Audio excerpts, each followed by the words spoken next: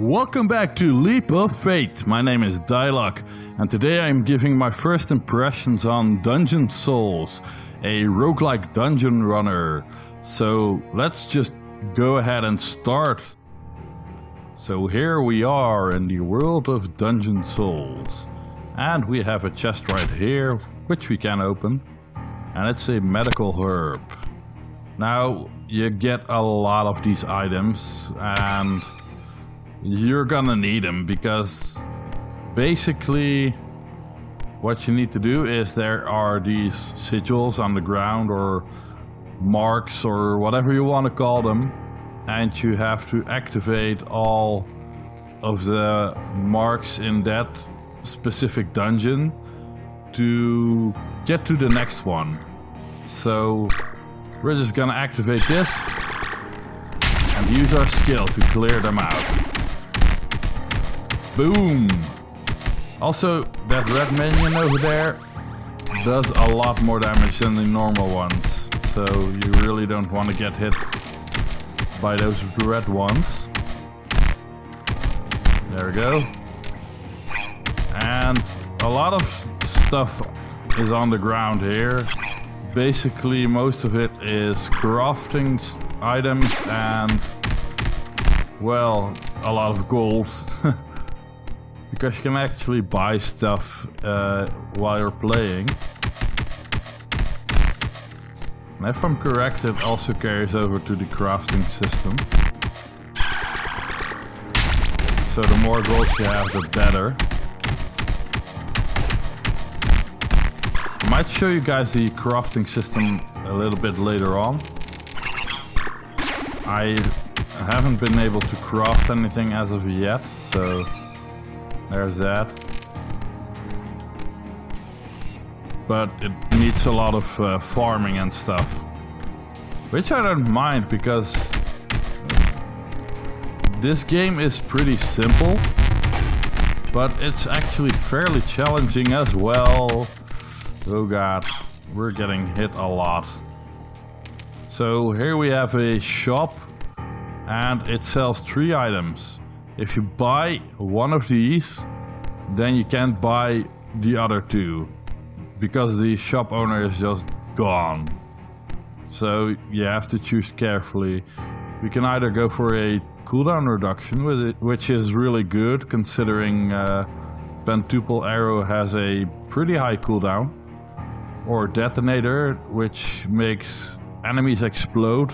Well, it has a chance to let enemies explode on death. And Thorn Mail, which does damage to nearby enemies. We're just gonna go for the Wizard's Book here. And there he goes, he's gone. So let's finish up. Oh god. So, as you might have noticed, there is a timer that just appeared. And you have to get back to this portal. It's the yellow dot on the map. If you don't, then this is gonna happen. The Redeemer has arrived. Yeah, basically, if you stay too long like that, he's gonna kill you. So we're just gonna do that again. He basically drains your life and you cannot do anything about it. You cannot even kill him as far as I know. So that's kind of sucky. But it also adds in a element of like escape, which is what the game is trying to do. It's all about you trying to escape the dungeon, and we're doing a poor job at surviving here. Let's use a potion. Oh god, it contained an enemy. And oh Jesus, a lot of traps. So yeah, it's all about trying to survive and escape the dungeon. The game has a lot of levels, and I wouldn't know how many there are. I've seen my brother play this, however, and he was at level 37 or something. So there's like enough levels to go around. Also, currently we're playing as the archer, which is one of the many classes you can actually play, because there are, like, from what I've seen, about at least 8 or probably more. I didn't really count them all. But there's a lot of classes you can play. There are melee classes, there are magic classes.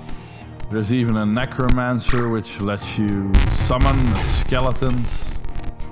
Stuff like that. It's pretty damn awesome. Also, I should probably level up in a second, because you actually get XP from killing enemies, which is the purple bar next to your character's face right here. So we're just gonna level up a bit. You can do that by hitting tab, if you're playing with a keyboard, that is. So we're just gonna upgrade some of our defense, because if we get hit for a lot, and I want to stop that, really. Let's activate this. There's a lot of red ones spawning all of a sudden. Let's kill that. Oh god. There's also a lot of traps, some of which remind me of Indiana Jones, like the big boulder. We gotta find that last one. Was it over here? Yeah, it is over here. Let's clear them out. And let's make a run for it. Here we go. So you can either, like, keep farming, or you can basically choose to get all the sigils and get out. Of course, there is a upside to farming, because you can basically level up, but there's also the downside of you won't just get back health, because you have to get items for that. So we're just gonna kill this big guy and get that chest up there. He's pretty much dead. And we found a bear claw. Nice. We also got a lot of potions. Better use one of them. Or actually we needed to use 3 there. Walk faster on crit. Or another bear claw. They do stack. There's like this like stack 1 out of 10. So if you would buy another one of these, then it stacks and it upgrades the magic damage. Or sometimes it also upgrades the chance to occur. We're just gonna buy that, because it upgrades the magic damage on the bear claw we already had, which can be really nice.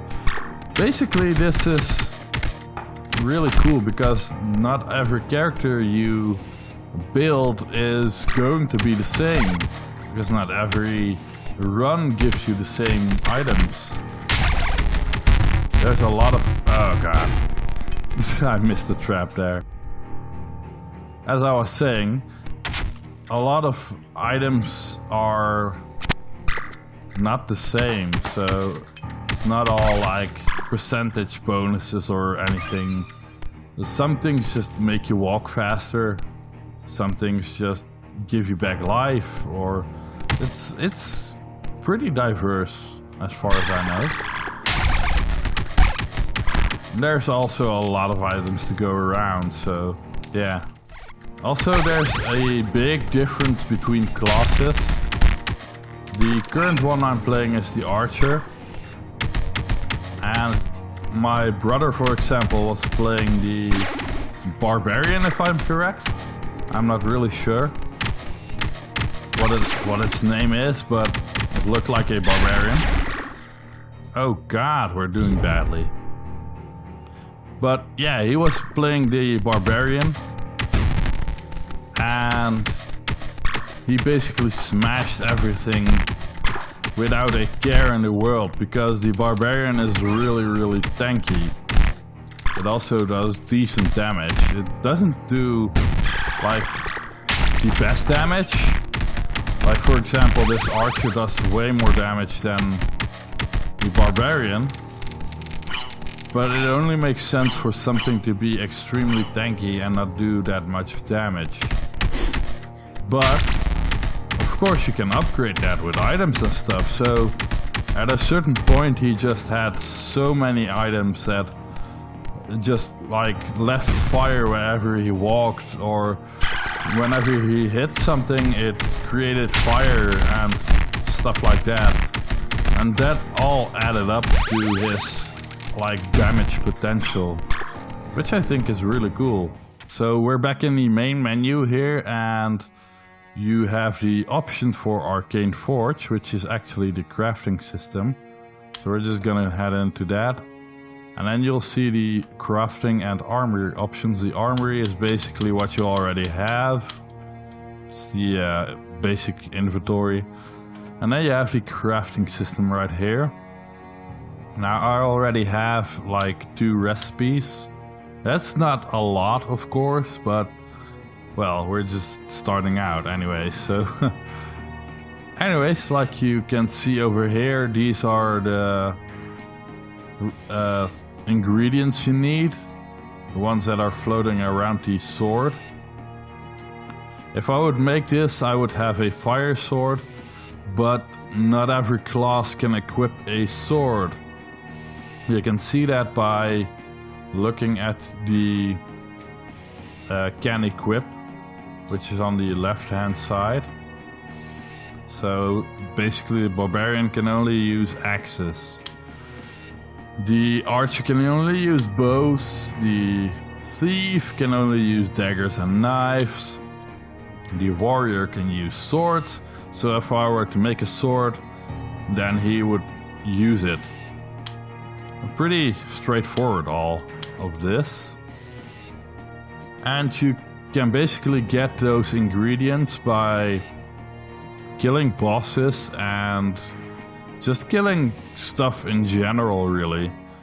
So yeah, it's a pretty straightforward crafting system, which I think is okay. It's probably not the most exciting, but well, how do I call this? The need for you to find the recipes makes it a little more challenging to go around and just craft like stuff you want, because you actually have to find the recipe first. So I think that's pretty cool. So yeah, this is basically the crafting system. So this is all the time I had for today. Some final thoughts on the game. It's a pretty simplistic game. That doesn't mean it's bad. Actually, it makes it a better game because the stats and stuff, they all speak for themselves. So it doesn't make it like that someone that never played something like this wouldn't know what to pick. Because like some of the stats, for example, for the archer are already pretty high, and some others are like fairly low, or some aren't even there yet. I mean, magic is on 0 on an archer, which probably means that he doesn't do any magic damage. So kinda explains itself, is what I'm trying to say here.